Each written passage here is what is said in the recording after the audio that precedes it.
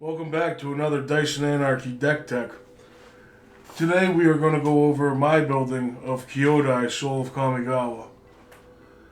Now, I like to play with a lot of flavor in my decks, and I figured the Soul of Kamigawa should be based off of what original Kamigawa was, because that's when I started playing.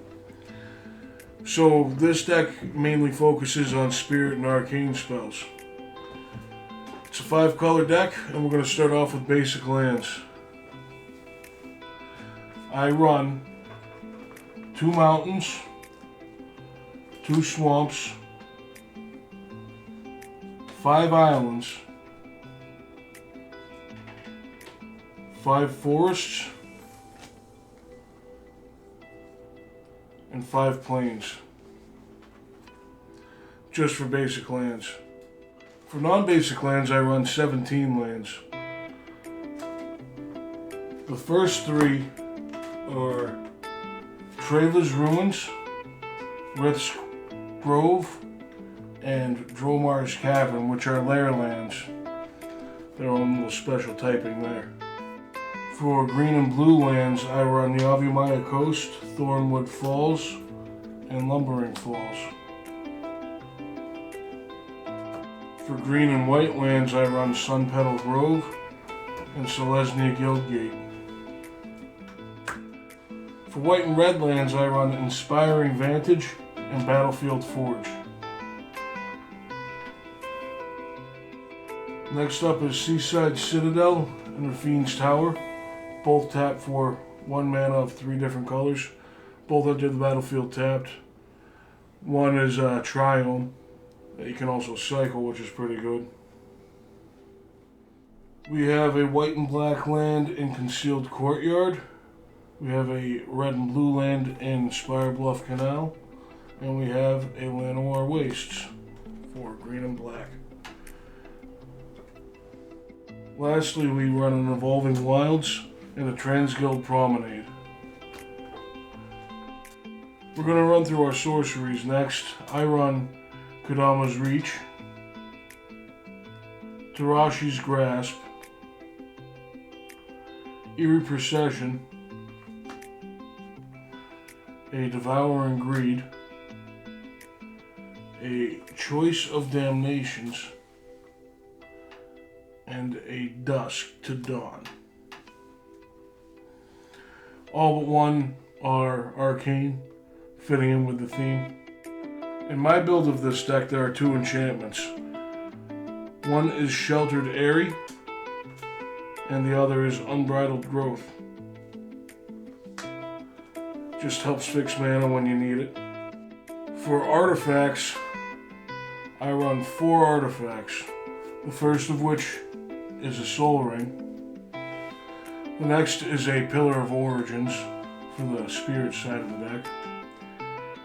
Next is a Baku Altar, which gets counters from playing spirit and arcane spells and can make spirits for you.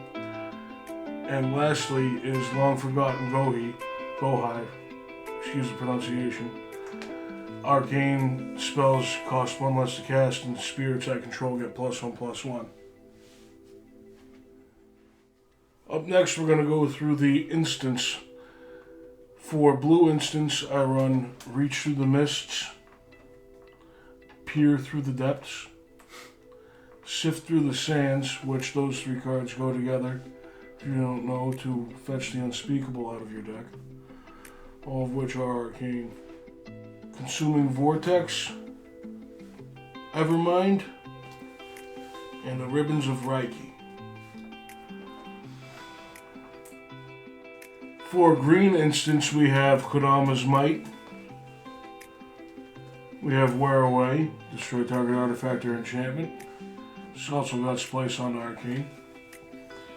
Unchecked Growth, another arcane. And Vital Surge, yet another arcane spell. Most of these do have Splice onto Arcane.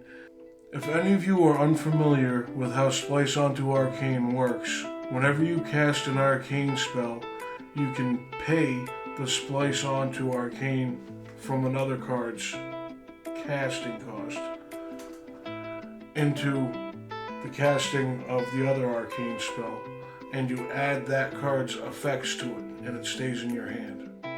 Next up, we're going to get into the black instance in this deck. The first of which is Rend Flesh. Destroy target non-spirit creature, but it's also an arcane spell. There is Soulless Revival, which is also an arcane spell.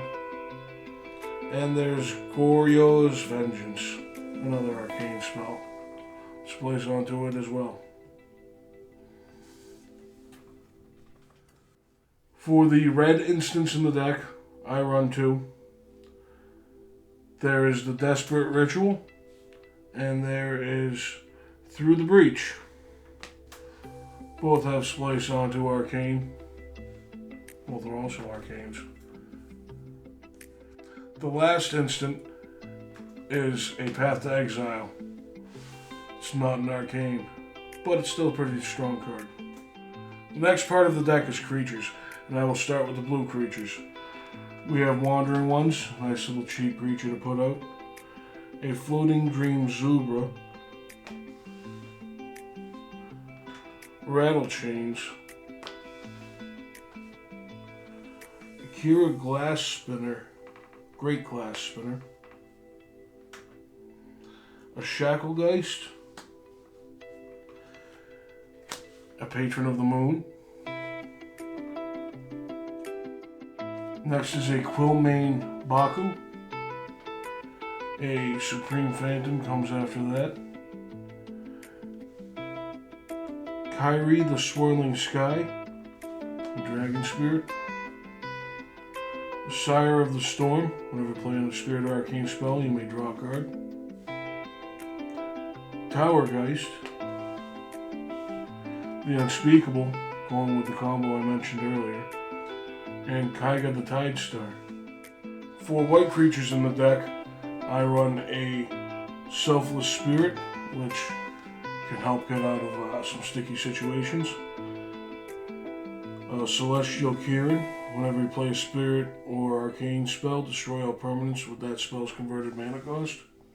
It can get you out of some situations too. Iobi, who split the skies, generates tokens for spirits and arcanes. Hikari, Twilight Guardian, can flicker. Yosei, the Morning Star. Yomiji, who bars the way.